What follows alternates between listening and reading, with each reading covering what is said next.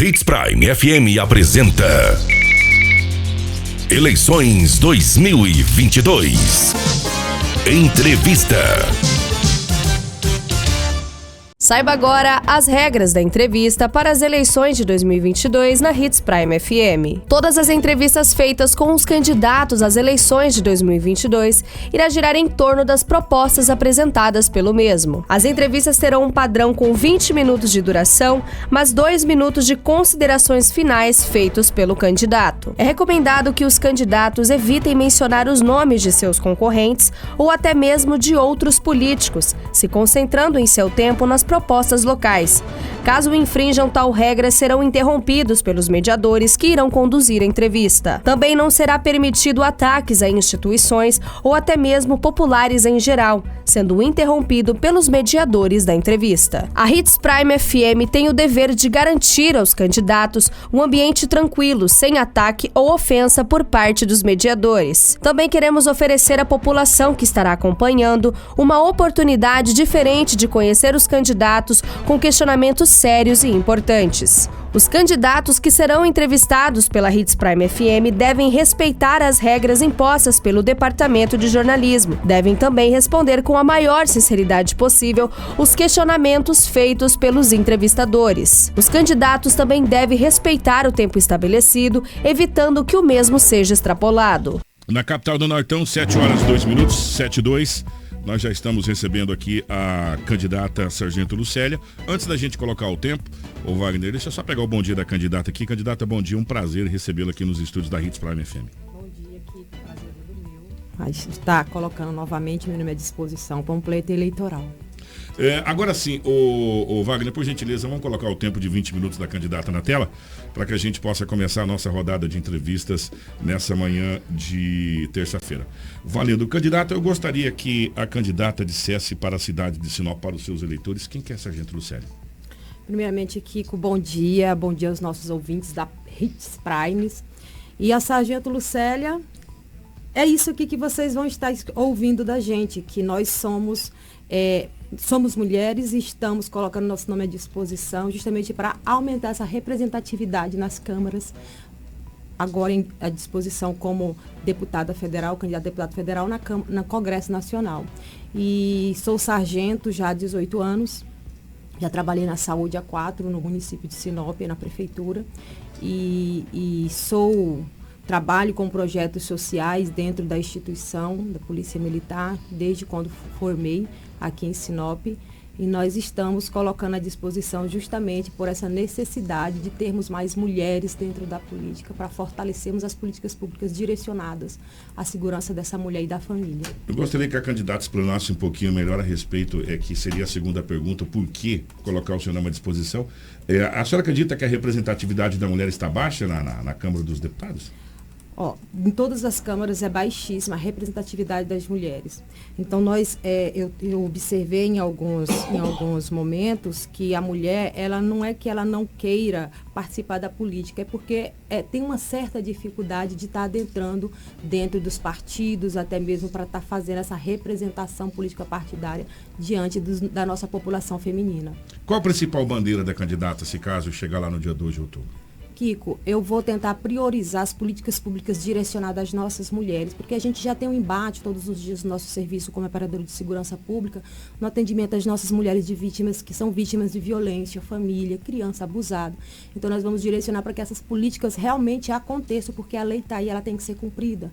E, de fato, quem atende essa demanda, quem faz o recebimento, no caso, principalmente dos operadores de segurança pública, a Polícia Militar, a Polícia Civil, na Delegacia Especializada da Mulher, no Judiciário, quando se pede medida de proteção, nós temos uma certa dificuldade de estar alinhando esses encaminhamentos, porque falta estrutura, falta recurso humano. Então, eu enquanto candidata, me proponho a estar priorizando essas políticas públicas de fato, porque a gente entende que a família é a base de tudo. E uma família desestruturada, a gente vê que a consequência é um caos na sociedade. Pegando até esse gancho, candidata, da questão da falta de estrutura, a candidata, já que trabalha diretamente com essa situação, a gente acabou de sair do agosto lilás, aí, enfim. Como equacionar essa falta de estrutura? Porque a gente não pode medir o Brasil por uma única régua. A gente tem que medir o Brasil por réguas locais. Vamos pegar os 141 municípios do estado do Mato Grosso, o qual a candidata irá representar se caso dia 2 de outubro for eleita. Como equacionar a falta de estrutura nesses 141 municípios, ou pelo menos dar uma diminuída? É possível, candidata? Com certeza. Se direcionar os recursos certos, de acordo a área destinada, e for direcionado a essas situações, essas demandas que são apresentadas dentro da comunidade, seja na área da saúde, seja na área da educação, seja na área da segurança, eu acredito que essas políticas podem sim acontecer. E também essa estruturação que eu falo é questão estrutura física e recurso humano que a gente precisa para que esses serviços sejam efetivados de fato, dentro das demandas que são apresentadas de cada município, seja na área de segurança, saúde ou educação. O candidato, a gente está num tripé de proposta, que é o tripé de proposta da maioria de todos os candidatos com qualquer eleição que a gente entra, que é a segurança pública.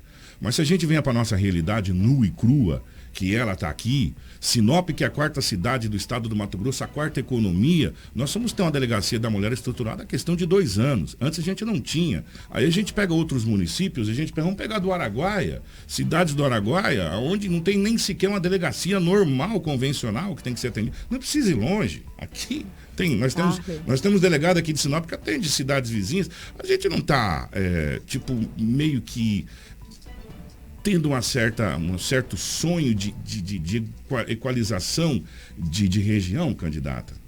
Eu acredito que não. Se direcionar esses recursos específicos a essa demanda, não. Porque a lei tem que ser cumprida. A mulher tem que ter direito à saúde, educação, à segurança. E não está sendo cumprida de fato. É tão tal que todos os dias eu vejo vocês aqui, sempre no discurso de vocês, quando vocês falam sobre violência doméstica familiar todos os dias. Então a demanda só tende a aumentar. E aí, como eu falei no início, a família é a base de tudo. Se eu não tenho essa segurança dentro da minha própria família, né, eu vou criar um cidadão futuramente, um agressor, um infrator. Então ele vai ser um resultado de uma família desestruturada. Então, se a gente focar diante das políticas públicas à família, de segurança e proteção desse lá, eu acredito que as outras políticas é consequência, a saúde, a educação e outras. Então, todo o trabalho que nós vamos direcionar relacionado às políticas direcionadas às nossas mulheres diante dessa violência que é sofrida, que a gente se depara todos os dias, eu acredito que dá sim para fazer, se realmente esses recursos forem aplicados corretamente diante das demandas que são apresentadas na nossa propositura enquanto deputada federal.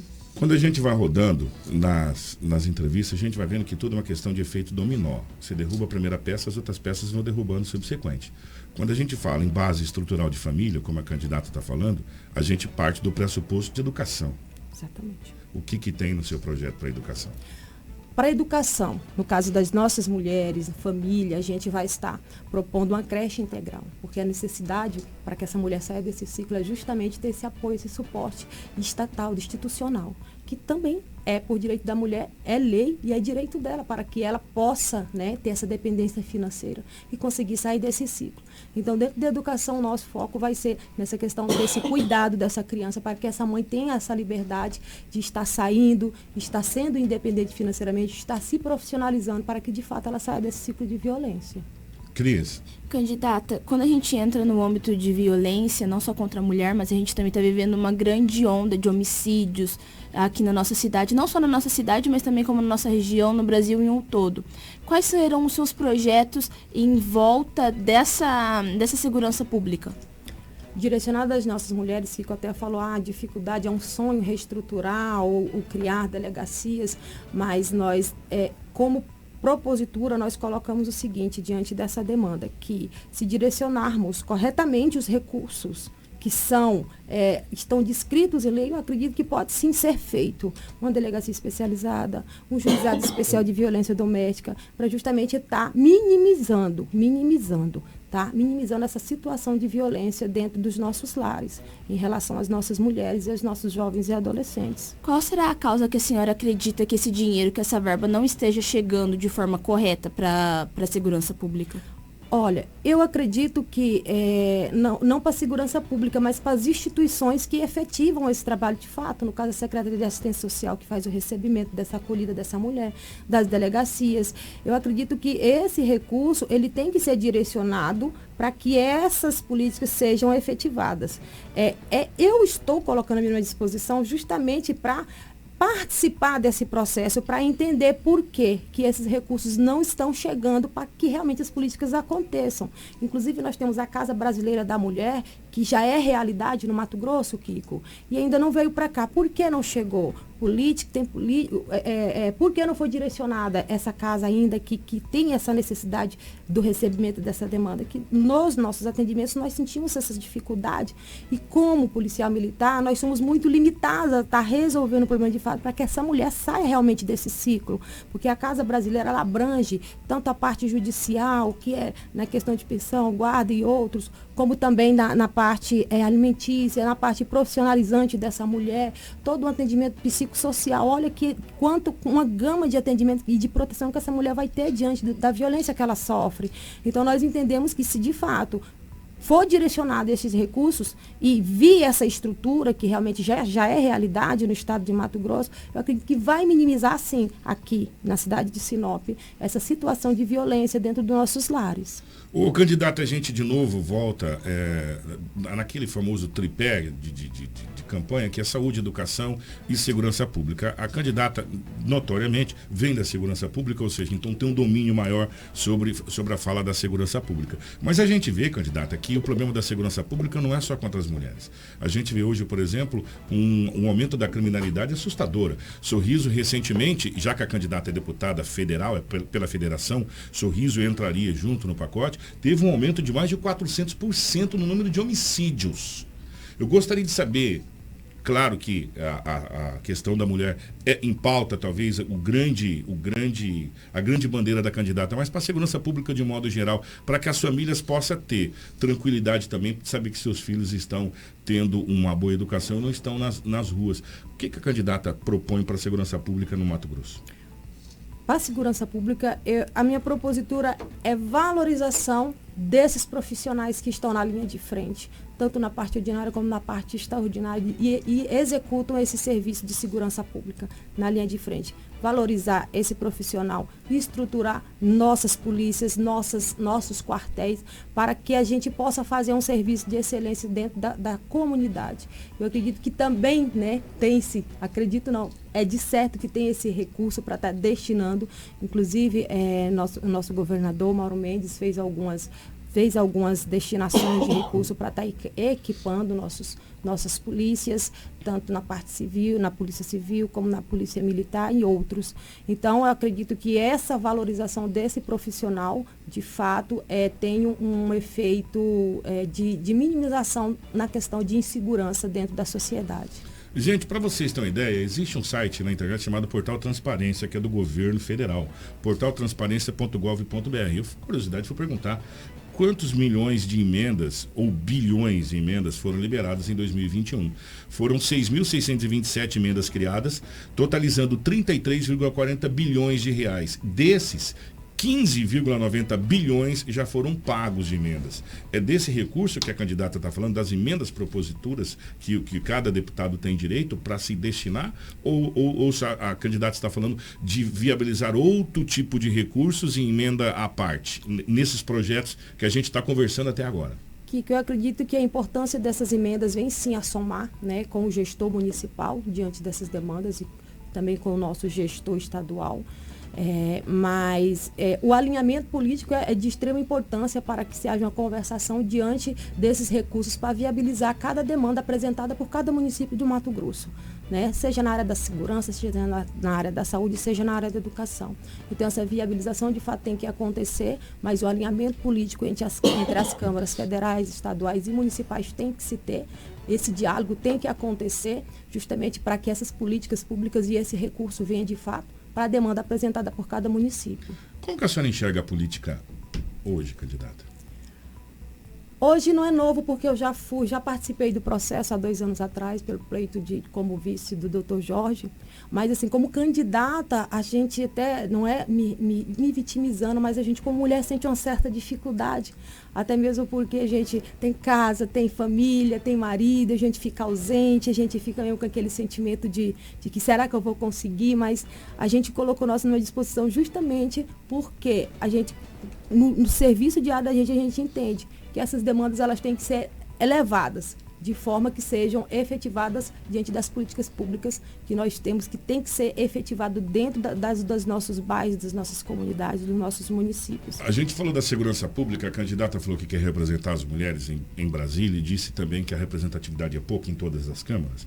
Eu gostaria de saber, então, para aquela mulher que está ouvindo a candidata agora, que está trabalhando ou está se preparando para ir para o trabalho, o que tem nessa questão de melhorar a igualitariedade, principalmente na produtividade no trabalho das mulheres, que a gente sabe que a coisa ainda precisa ser melhorada em muito? Como eu te falei, o nosso projeto também de prioridade, justamente para facilitar essa questão da mulher estar buscando a profissionalização, estar trabalhando, tendo a independência financeira, seria a creche integral. Porque ela teme, né, com quem deixar esta criança, como que vai trabalhar, ela acaba segurando-se dentro do ambiente da família, dentro de casa, por causa dessa situação. Não, acho que a candidata não entendeu a pergunta que eu fiz. A pergunta que eu fiz para a candidata é a questão de creche, aí a gente parte para uma outra. Eu estou falando da questão financeira. Se a gente for colocar hoje uma mulher que trabalha junto com um homem no mesmo ponto, na mesma vaga, com o mesmo cargo, na mesma empresa, ela recebe X%. Não sou eu que estou dizendo. Entendi. São as pesquisas que apontam isso. Eu estou dizendo de igualitariedade mesmo. Não de creche. Creche, aí a gente parte para outra situação. Estou dizendo de igualitariedade no dia a dia. Espaço no trabalho. Espaços iguais. Espaços iguais agora. Eu, como policial militar, a gente tem que todo dia provar que a gente é igual, né? Que a gente consegue, que a gente tem competência para desempenhar o mesmo serviço e função do policial masculino. Eu acredito que não é diferente nas outras profissões. A gente se qualifica mais justamente para estar buscando esse conhecimento para que a gente possa tá juntamente, ombreando lado a lado com esse homem, para que não se sinta inferiorizada. A mulher, ela busca sempre tá se profissionalizando para que ela possa ser um destaque dentro da sua profissão. Como policial militar, a gente sempre está buscando conhecimento, sempre está tendo esse feedback, tanto dos profissionais, dos nossos superiores, para estar trabalhando de igual para igual dentro da nossa profissão como policial militar. É possível as mulheres achar ou conseguir chegar nessa igualitariedade? A senhora acredita nisso, candidata? Olha, eu acredito. Tem muitas mulheres competentes aí desempenhando as mesmas funções de homens, né? E aonde está um projeto da Lucélia para ajudar nisso?